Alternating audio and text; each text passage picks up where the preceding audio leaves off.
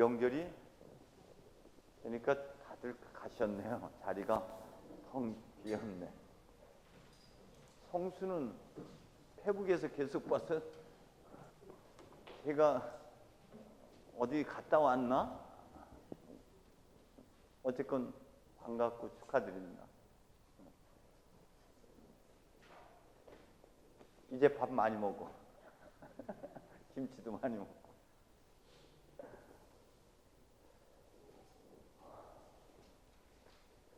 추석 이렇게 명절이 가까우면은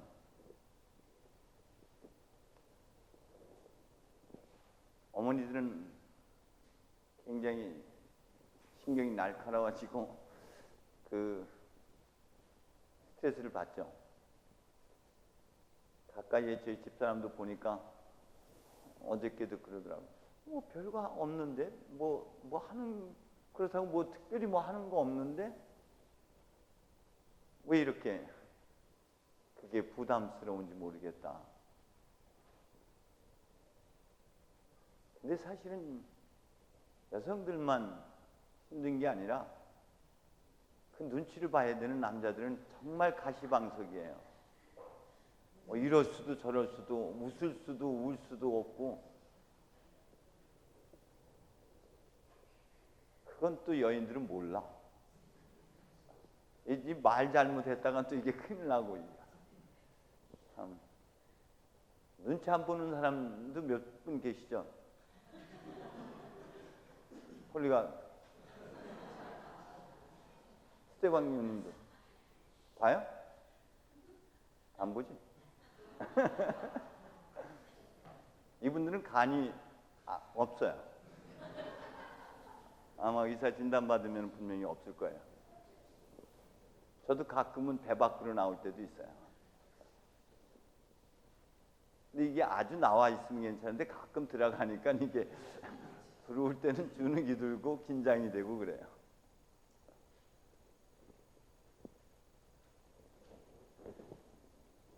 그동안 우리 교회가 얼마나 잘못 가르쳤나 하는 생각을 가끔 하게 됩니다. 우리 요나 씨하고 같이 기도하고 할 때는 특히 더 그런 생각이 많이 들어요. 정말 교회가 잘못 가르쳤다. 특히 무엇에 대해서? 죄에 대해서. 죄는 은총이고 죄가 있는 곳에 하나님의 은혜가 더하는 것이고, 언제나 죄인이었을 때 주님을 만날 수가 있지 의인이어서 하나님을 만나기는 쉽지 않습니다. 늘 주님은 죄인들이 있는 자리에 거기 계시죠. 죄는 혹은 그로 인한 여러 가지 시련과 역경, 고난을 겪는 것들은 우리가 성숙에 다가가는 과정인데, 성숙의 여정일 뿐인데, 그걸 마치 하나님의 징벌로서 이해하고 가르쳐 왔어요. 성공회는 그런 가르침을 잘 안 해요. 그래서 장사가 안 돼. 이걸 자꾸 불러일으켜서 죄책감, 죄의식을 불러일으켜야지 뭔가 교회도 이게 수입이 되고 그러는데, 이걸 안 하니까 재정 의원님이 아주 힘드시죠. 근데 사실은 시련과 고난, 역경이라는 것은 눈 떠보면은 얼마나 큰 축복이고, 여러분의 실수가 없다면, 여러분의 흠결이 없다면, 여러분이 갖고 있는 잘못이 없다면은 여러분은 성장할 수가 없어요. 그게 있기 때문에 그게 스승이 돼서 다시 새로운 것을 도전할 수 있고, 그것을 고치려고 노력을 하고 애써 뭔가 새로운 목표점을 향해서 한 걸음씩 나아가는 것이지, 이스라엘 백성들이 광야에서 겪었던 시련과 고난은 그들을 하나님께서 빵이 아닌 말씀으로 사는 존재를 빚어가는 여정이었지, 그것이 죄에 대한 징벌이 아니라는 것입니다. 여전히 우리는 순환에 대해서, 고난에 대해서 좀 새로운 눈을 가질 필요가 있습니다. 이 여정이 없다면 마치 하느님께서, 옹 기자니까 그릇을 빚었다면 이것이 불가마를 통해서만이 쓸모 있는 것이 되어지듯이 우리 인생도 그런 여러 가지 좌절과 우여곡절, 아픔들을 통해서 비로소 성숙한 사람이 되어지는 것이죠. 완숙에 다가가는 겁니다. 반드시 고난을 통하지 않으면 영광에 다다를 수가 없어요. 고난 없이 성숙한 인격체를 가질 수가 없습니다. 그것이 특히 누가에서 강조하고 있는 부분이에요. 반드시 그리스도도 고난을 통해서만 영광에 다가갈 수 있다. 그러니 여러분 일부러 죄짓지 마시고 그 시련과 고난을 여러분 당당하게 맞아들이시고 그 고난 앞에 한번 고난이 가져다주는 유익이 무엇인지를 잘 성찰해 보셨으면 좋겠습니다. 예수님께서 순환 예고를 하신 첫 번째 순환 예고를 하신 후에 이 경험을 하게 됩니다. 이 경험이 없다면은 고난을 이겨낼 힘을 갖지 못해요. 사순대제 전후 해서 반드시 보는 본문이기도 합니다. 그것이 뭐죠? 변화산성 사건입니다. 고난 예고 후에 바로, 왜냐하면 그것이 우리가 도달해야 될, 고난을 겪어야 할 이유입니다. 고난을 통해서 도달하게 되는 그 영광스러운 모습, 다시 되찾아지는 하나님의 거룩함, 그 영광을 우리가 바라보고 우리가 그 길을 갈 수가 있는 것이죠. 그 목표점이 없다면, 그런 영광이 없다면 우린 길에서 길을 잃어버릴 수밖에 없죠. 때문에 여러분, 내가 왜 이 고난을 겪어야 되는지, 왜 내가 이런 아픔을 겪어야 되는지 그걸 놓쳐서는 안 됩니다. 예수님은 사람들에게 알려지기를 원치 않았습니다. 그래서 함구령이라는 것이 곳곳에 주어집니다. 아무에게도 말하지 말라. 그래서 당신 자신은 사람들이 말할수록 자신은 점점 어둠 속으로 동네 밖으로 밀려나게 돼요. 오늘 본문은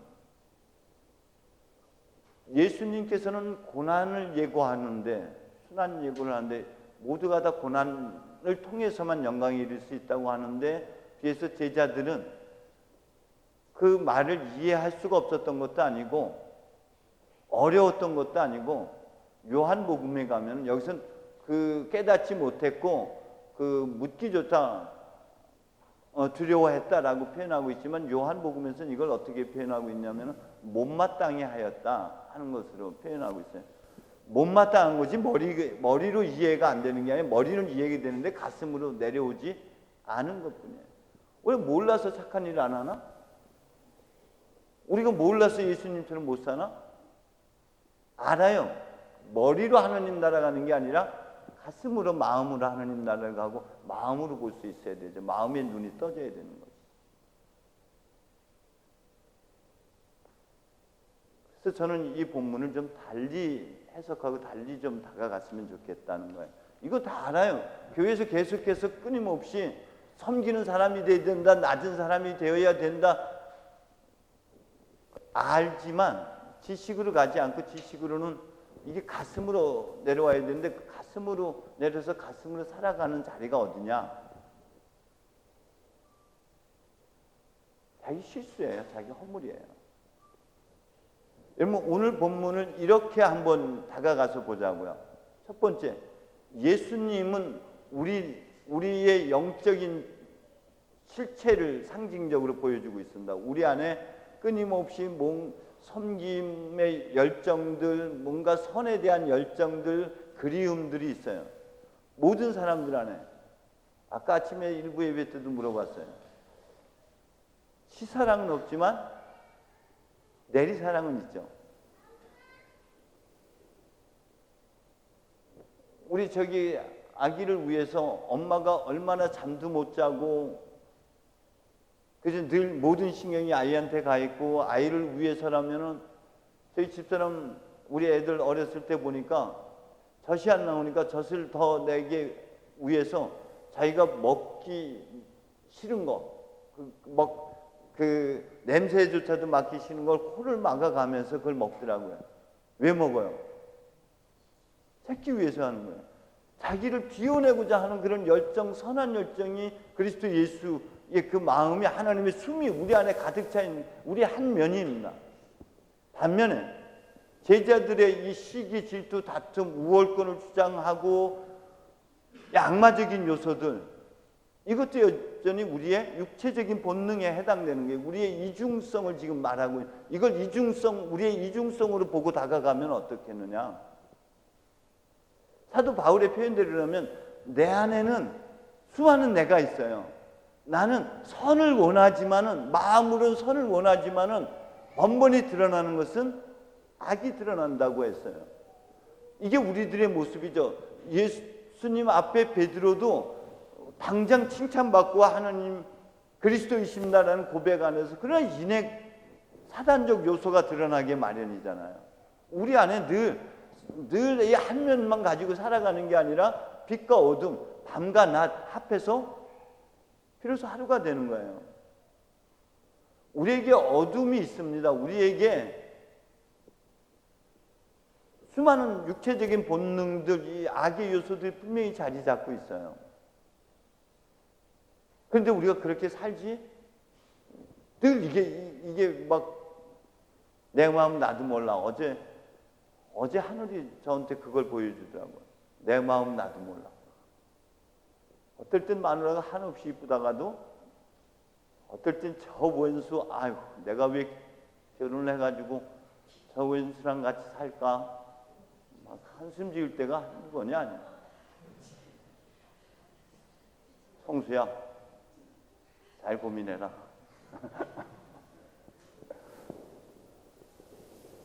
그렇죠. 내 마음 나도 몰라요. 어떨 때 한없이 고맙고 감사하고 그런데 어떨 때는 왼수가 되기도 하고.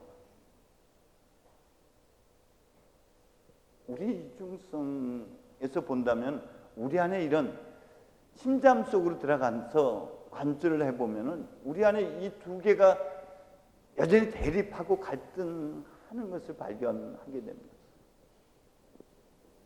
여기서 우리가 첫 번째 다시 한번 주목해서 봐야 될 것이 죄의 신비, 죄의 은총을 다시 한번 말씀드릴게요. 끊임없이 우리가 예수님만, 그동안 교회에서는 이렇게 가르쳐 왔어요.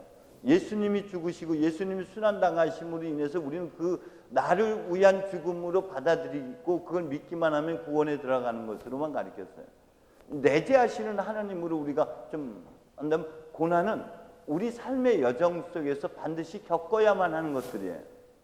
우리도 그 고난에 참여해서 고난의 여정을 가야 되는데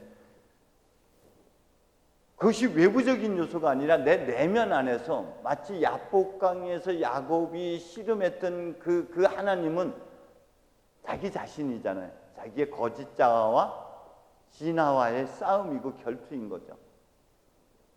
선을 하고자 하지만 번번이 선을 행하지 못하고 악이 드러나는 이 요소에 대해서 얼마나 비참하고 얼마나 자기 자신을 한탄하고 늘 이것 때문에 저는 제가 제 오른손에 들고 있는 것이 돌멩이였더라고요. 그 누구를 향해 던지고 싶은 돌이었냐면 나를 향해서 끊임없이 던지는 돌이에요. 자책하고 학대하고 그런 나가 싫고 외면해버리고 싶은 그런 나. 번번이 우리는 이 내 선한 열정, 이 선에 대한 양심들이 번번이 져요. 그래서 이기는 것은 악이 이겨요. 그게 십자가죠.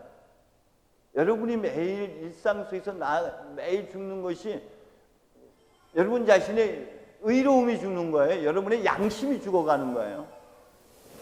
그러고 나서 후회하는 거예요. 내가 왜 이랬지 또. 십자가에 달린 것은 선한 예수지 악인이 달리는 게 아니에요. 여러분의 양심이 못 박히는 것이지 여러분의 선한 열정이 죽는 것이지. 지난 연초에 부활 때 4월 달에 부산에 갔다가 그레이스 어머니 천경배 신부를 만났거든. 근데 천신부님이 제가 천신부님보다 선배예요. 나이도 그렇고 소품도 그렇고. 근데 손님 대접이 아주 소홀해. 그날이 수요일인데 수요일날 오라 그래서 갔는데 교회에서 예배가 있대요. 기도가 있대. 그래, 그럼 기도 빨리 끝내고 와라. 그런데 8시까지 가겠다. 그래서 집 번호 가르쳐줘서 집에 들어갔는데 8시 지나서 9시가 돼도 안 오고. 그 나는 삼천포에서 회를 떠가지고 왔는데 회를 우리끼리 먹을 수 없잖아, 우리 집사람하고. 기다리다 배고파가지고 라면 끓여 먹었어. 그 집에 뒤져보니까 라면이 있더라고. 밥해놓은 건 없고. 라면 끓여서 먹고 났더니 10시 넘어야 들어오더라고요. 근데 난 10시에 사실은 자는 시간이야. 그때 졸리기 시작하는데 그때 와가지고 잠을 안 재고 1시까지. 그 시부님하고 이런저런 이야기하면서 그 시부님이 굉장히 열정이 있는 분이거든요. 한 번도 그 사람이 불평불만한 적이 없었는데 최근에 부쩍 들었어. 그날 얘기해서 보니까 얼마나 저 열정이 짓밟혔길래, 얼마나 저것이 무참하게 이게 난도질 당했길래 저렇게 아파할까. 그 모습 속에서 저도 발견되었어요. 우리는 끊임없이 양심이라는 거 이걸 억압하고, 거기에서 여러분이 죄인 중에 죄인이를 고백해야 돼요. 그리고 죄의 은총이 얼마나 큰지를 여러분 그 다음 단계로 나가야 됩니다. 내가 선을 행하고자 몸부림치고 발버둥 쳐도 안 돼. 의인은 없나니? 아무도. 내가 할 수 없다는 것을 알아차리게 돼요. 그래서 바울이 고백하는 게 뭐예요? 난 참 비참한 거예요. 이 절규하는 거예요. 몸부림치는 거예요. 그런데 한 가지 은총을 거기서 깨닫게 돼요. 그래서 그걸 포기가 아니고 체념이라고 표현하더라고요. 체념을 찾아보니까는 단념, 포기하는 것을 넘어서서 그 자리에서 새로운 것을 깨닫게 되는 것이 체념이라는 식으로 표현이 되어 있더라고요. 이게 맞는 건지 모르겠어요. 근데 비로소 그때 보여지는 것들이 있는 거예요. 고맙게도 그리스도 예수께서 나를 이 죽음의 자리에서 생명의 자리로 이끌어 가시는 분이 여기 있구나.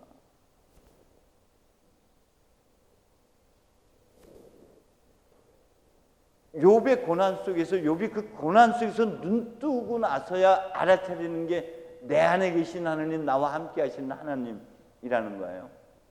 이 절규 몸부림 속에서 나는 정말 철저하게 가치 없는 사람, 쓸모없는 사람, 이거 알아차리는, 그저 먼지 같은 존재라는 거 이 깨닫는 이 자리에 비로소 눈뜨게 되는 것이죠.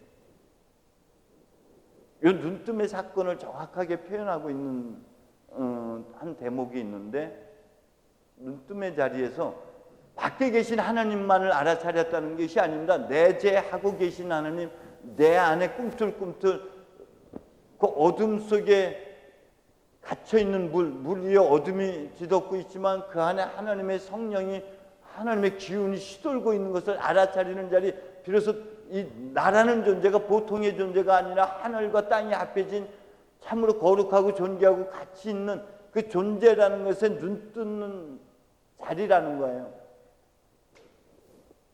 고난이 없으면, 절규가 없이는 이 가장 밑바닥으로 내려가지 않으면 알아차릴 수 없는 그 자리예요. 제가 서인천교회에서 사제회장님 덕분에 제가 스킨스쿠버를 했어요. 바닥까지 내려가기까지는 아무것도 안 보이다가 바닥에 내려가서야 비로소 빛이 보이고, 비로소 거기에 물고기가 보이고, 거기에 돌이 보이고 꽃이 보이고 그래. 거기 가서 발견되는 자리예요. 그 빛을 통해서만, 반사되는 그 빛을 통해서만 발견되어지는 그 자리. 예수님께서 요한복음 18장에 보면은 무장한 경비병들과 군인들이 횃불과 등불을 들고, 횃불과 등불이 상징하는 것은 여러분 내면을 비추는 등불, 성령의 빛, 비로소 깨닫고 비로소 알아차리는 하나님의 은총의 빛 안에서 비로소 깨닫고 보게 되는 그 내면, 그때 예수님께서 물으십니다. 누구를 찾고 있지? 나자렛 사람 예수를 찾고 있습니다. 내가 바로 그 사람.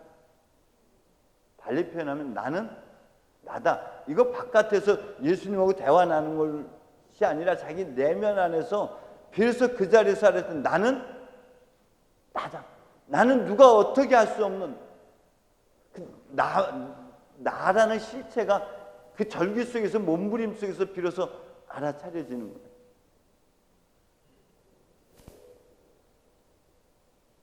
그 나는 꺼지지 않는 불이에요.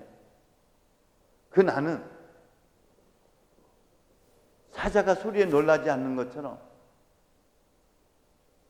바람이 쳐놓은 그물에 걸리지 않는 것처럼, 연꽃이 흙탕물에 물들지 않는 연꽃처럼, 사도 바울의 표현대로 하면은 어떤 비난에도, 어떤 칭찬에도, 어떤 영광에도, 어떤 수치스러움에도 당당하게 자기만의 고유한 꽃을 피워내며 자기만을 살아내는 것, 그 나의 고유함, 나의 독특함, 나의 유일함을 하나님 안에서, 그래서 천상천하 나만이 갖고 있는 그 나를 발견하는 자리, 하나님 안에서 나를 알아차리는 자리, 내 안에 계신 하나님, 그래서 온 세상이 전인격적으로 나를 하나님으로 받드는 자리, 내 안에 계신 하나님을 온전히 맞아들이는 자리. 하나님은 유일하게 나를 통해서만 일하실 수 있어. 하나님은 유일하게 나를 통해서만 당신의 뜻을 이루어 가시는 분이에요.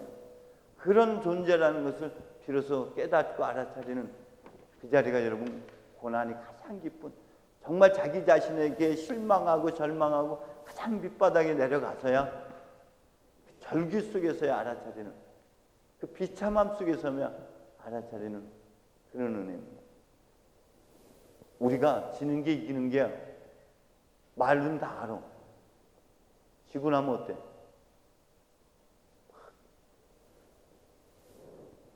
근데 이 자리에 가서야 지는 게 은총이구나, 이게 하나님의 사랑이구나, 그래서 알아차리고 그런 나를 살아낼 수가 있습니다. 기도합니다. 주님은 우리를 통해서 당신의 뜻을 이루어가기를 원하십니다. 숨겨진 우리 안에 계신 하나님, 우리 안에 감춰져 있는 그리스도의 빛, 하나님의 보화, 하나님의 창조적인 능력을 주님 되찾게 하시기 위하여 여기 오셨습니다. 주님 반드시 고난, 시련, 역경을 통해서 그런 나를 들추어내십니다. 우리가 겪고 있는 여러 가지 시련과 역경 속에서 그 은총 안에 들어가게 해 주옵소서. 예수님의 이름으로 기도합니다.